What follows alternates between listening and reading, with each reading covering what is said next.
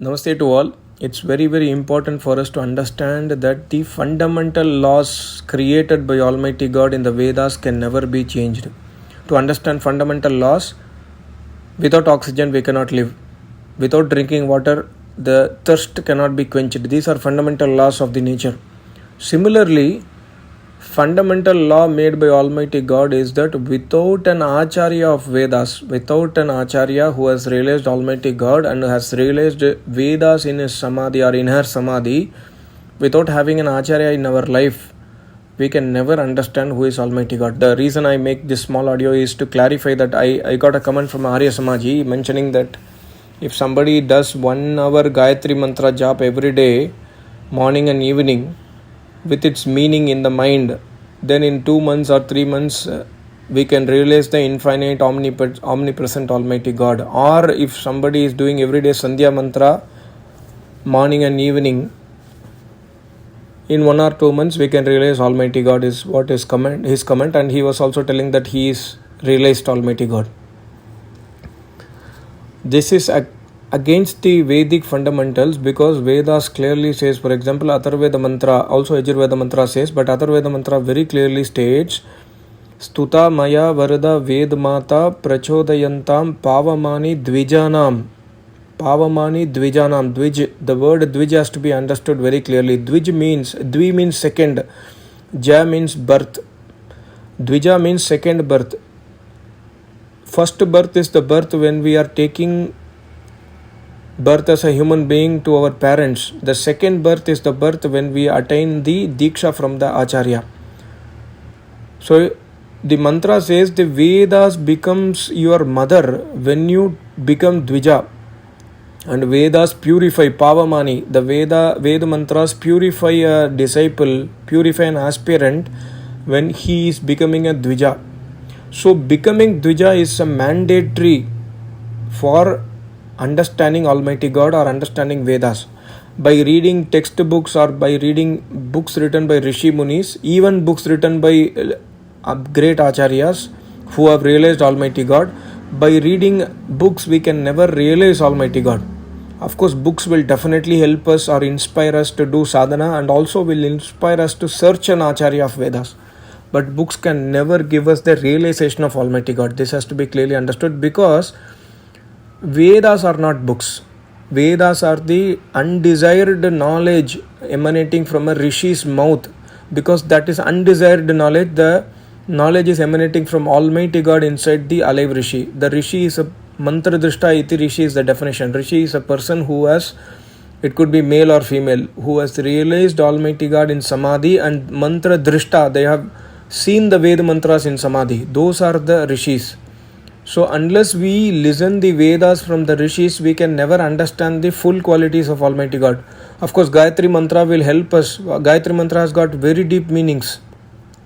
But by chanting Gayatri Mantra, by listening to YouTube videos or by reading books, understanding the meaning of Gayatri Mantra, will it help us to achieve Almighty God? No. It will definitely help us to focus our attention towards the Vedic path. Thereby we can search an Acharya. So these Vedic fundamentals can never be changed, because I read recently in one of the website, very famous website of Arya Samaj, mentioning that there is no need for a alive guru. We can once you understand that God is formless and God is omnipresent, omnipotent, etc., you can read the books written by Rishi Munis, and that is enough to realize God. This is against the Vedic principles, Vedic fundamentals, because the mantra clearly says Stuta Maya Varada Ved Mata, and the mantra says Ayuhu Pranam Prajam Pashum Kirtim Dhruvanam Brahma Varchasam Mahyam Dattva Vrajat Brahma Lokam. The mantra says that only the Dvija can attain the Brahma Loka. Brahma Loka means realization of Almighty God. Brahma Loka does not mean a space, a planet in the space, etc. Brahma Loka is our human body only. Our human body is meant for realizing Almighty God, but human body can realize Almighty God only by doing tapasya. And for doing tapasya, we have to understand how to do tapasya. How to do tapasya is to be understood only from the Acharya who has done tapasya and realized Almighty God. So that is why an alive Acharya is needed. Never not even in a single page of Satyartha Prakash or Rigveda Adi Bhashya Bhumika or other books written by Maharishi Dayananda Saraswati, he has mentioned that Guru is not needed. In fact, Maharishi Dayananda Saraswati also attained the lotus feet of his Acharya, Swami Virjanand Maharaj. He also learned Vedas and Sanskrit from his Guruji only. So an alive Acharya is definitely needed. Without Acharya, by reading hundreds and thousands of Vedic books, no one can realize Almighty God, because Vedas says, Vidyayang ratah tato bhuya yivate tamo yavu vidyayang ratah. One who is having the bookish knowledge, he will have ahankar, he will have ego, he will have pride, and he will be going into more darkness than those people who are in avidya. Vidyayang rata means one who is having the pride and ego of knowledge, one who does not have a realization of knowledge. The person who has realized Almighty God is always submissive. The person who has achieved samadhi, he looks like a very, very ordinary person, very, very submissive. He will never show himself as I have attained Almighty God, I have attained samadhi, etc., etc.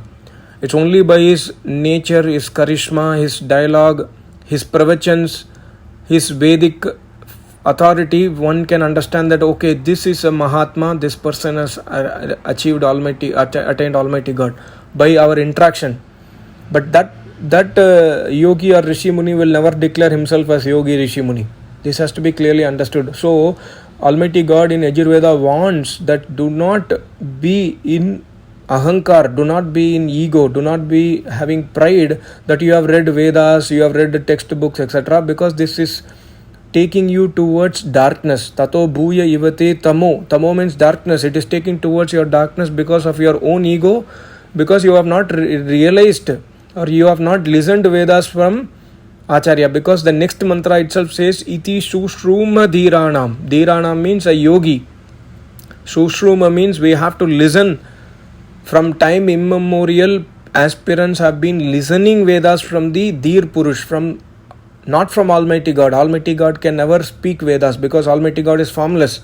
Almighty God always makes Rishi Munis to speak because Almighty God is manifested, realized inside the heart of a yogi. This concept, this is the fundamental Vedic concept which can never be changed by any person. So we need a Acharya in our life. This is not changeable. There is no excuse. There is no second path or second thought. I hope you understood the concept. Thank you so much. Namaste. Om.